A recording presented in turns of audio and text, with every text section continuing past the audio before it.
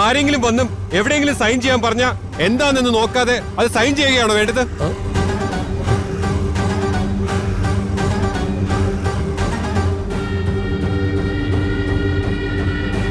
ഇതിൽ എന്താ എഴുതിയിരിക്കുന്നു ഒന്ന് വായിച്ചു നോക്കണ്ടേ?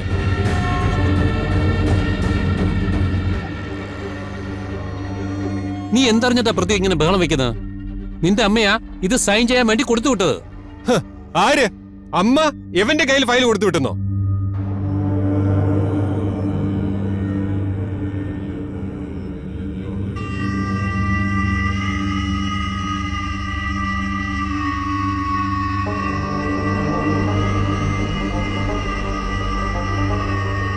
ഈ വീട്ടിൽ എന്തൊക്കെയാ നടക്കുന്ന അച്ഛൻ അറിയാവുന്നതല്ലേ? അത് മാത്രമല്ല, അമ്മയ്ക്ക് ഇവനെ കണ്ണെടുത്താ കണ്ടുടാ എന്ന് പുറം പണിക്ക് വരുന്നവർക്ക് വരെ അറിയാം. അങ്ങനെയുള്ളപ്പോ ഇവന്റെ കൊടുത്തു വിടുവോ?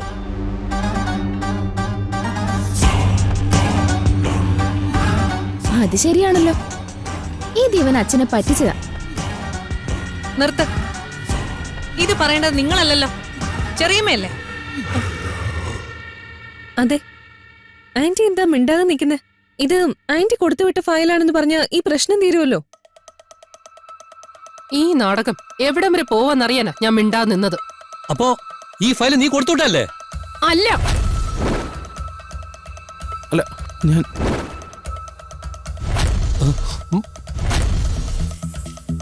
അല്ലെങ്കിൽ തന്നെ ഞാൻ എന്തിനാ ഇവന്റെ കയ്യിൽ ഫയൽ കൊടുത്തുവിടുന്നേ? അല്ല, അമ്മ തന്നത്.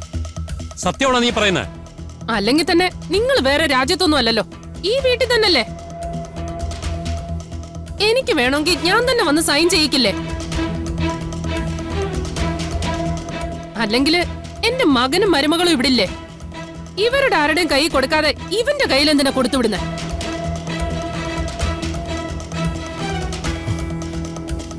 എന്താ അമ്മേ, എന്തിനെങ്ങനെ മാറ്റി പറയുന്നേ? അമ്മ തന്നെയല്ലേ ഈ ഫയൽ എന്റെ കയ്യിൽ തന്ന് സൈൻ ചെയ്ത് വാങ്ങി വരാൻ പറഞ്ഞത്? എന്താ നീ വിളിച്ചത്? അമ്മയോ? ഞാൻ എങ്ങനെയാടാ നിന്റെ അമ്മയാവുന്നത്? ഞാനാണോ നിന്നെ പ്രസവിച്ചത്?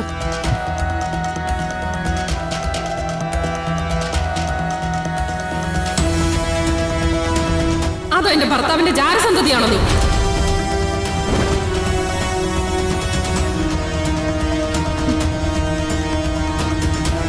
അമ്മേ വേണ്ട. ഇവനെ കൊച്ചാക്കാൻ വേണ്ടിയാണെങ്കിൽ പോലും അച്ഛന്റെ പേരിന്റെ കൂടെ ഇവന്റെ പേര് ചേർക്കാൻ പാടില്ല.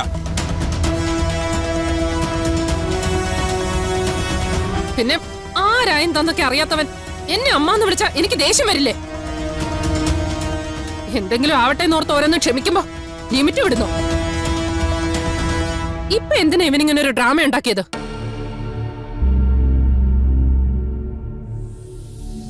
അതറിയാൻ ഇവരോട് എന്തിനാ ചോദിക്കുന്നേ? ആ പേപ്പർ വായിച്ചു നോക്കിയാ പോരെ? അതെ, നോക്കട്ടെ.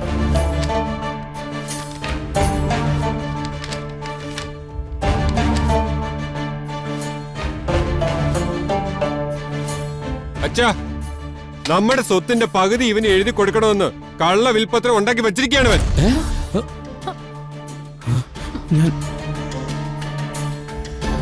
നിർത്തേ,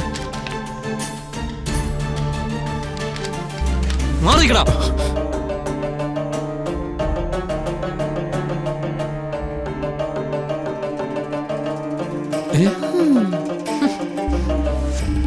എടാ നീ